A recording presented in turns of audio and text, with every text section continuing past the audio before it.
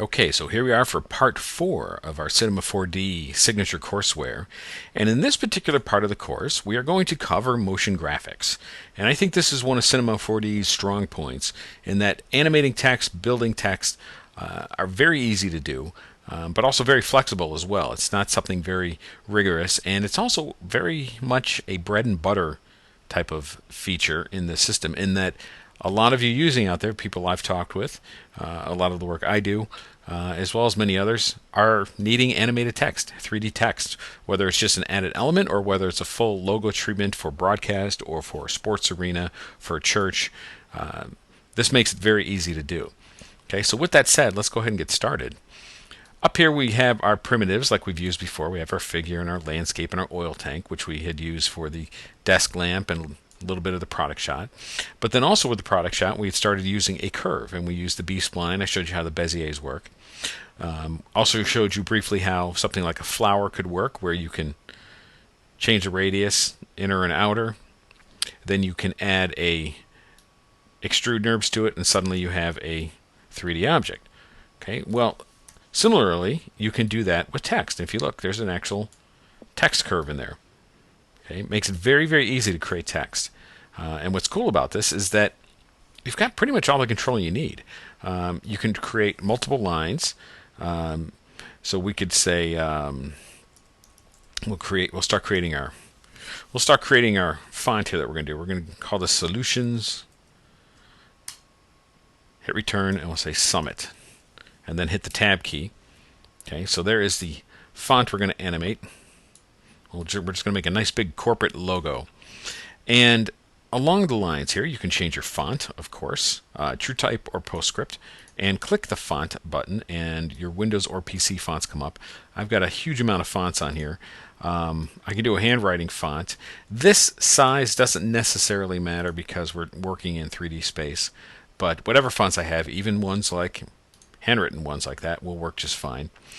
For this one, we're going to go not quite corporate-y, but we don't want to do handwritten either. We're going to do something a little bit different. So basically, we're going to go Century Gothic. It's a little bit nicer, but still keeps that corporate appeal. So select that, close out the window, and has a nice look to it. All right.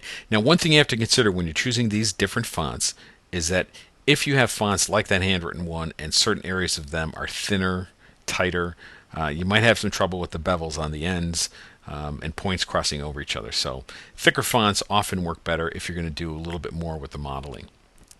But you can also change the height, meaning the size of it. Okay, not really too important in this particular case, but if you have other elements that you're trying to line up to, that can help. Horizontal spacing is very important. This is the kerning of the letters, and totally up to you how you want to do that. I think we could put these together like this.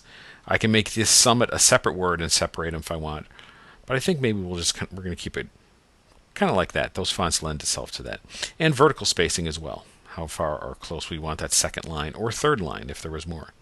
Okay.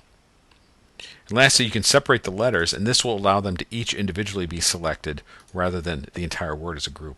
You can change the axis plane, XY, or the ZY, or the XZ, whichever you like.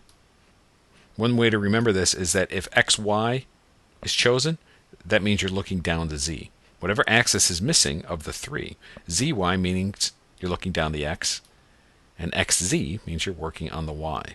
So just something to keep in mind. All right, and the intermediate points, we're going to keep them adaptive, but if you increase this angle, you're going to see the fonts kind of just get kind of junky looking. Okay, see that right there? So we're going to keep that back down 5 to default. I think that's going to be fine. And even if you come in close, you can still see they're actually very clean, more on the curves. Okay, so let's pull back out. And that is our first font we're going to create. Okay, so we're just going to come back here to our select tool, and there we go with our first font. Now let's thicken this up. Let's hold the Alt key. Now earlier I was having you just select your extrude NURBS, and then as we did, we took the text and we dropped it right in there to apply it. But I'm going to show you a little bit quicker way, now that you understand how that works. Hold the Alt or the Option key, and then select it, and it automatically gets applied. Just saves you a step. So again, select your text, hold the Alt or Option key and choose your NURB object. And of course that works for anything. So if you redo the soda bottle tutorial, you could take that spline curve, hold the Alt Option key, and put the lathe NURBs on, and that'll work the same way. Okay, so there's our font, and it looks really nice and clean. It took no time at all to create, and if you get in nice and close, you can see that it's going to render out just fine for us, and you can even do a little quick render and see. It looks really good.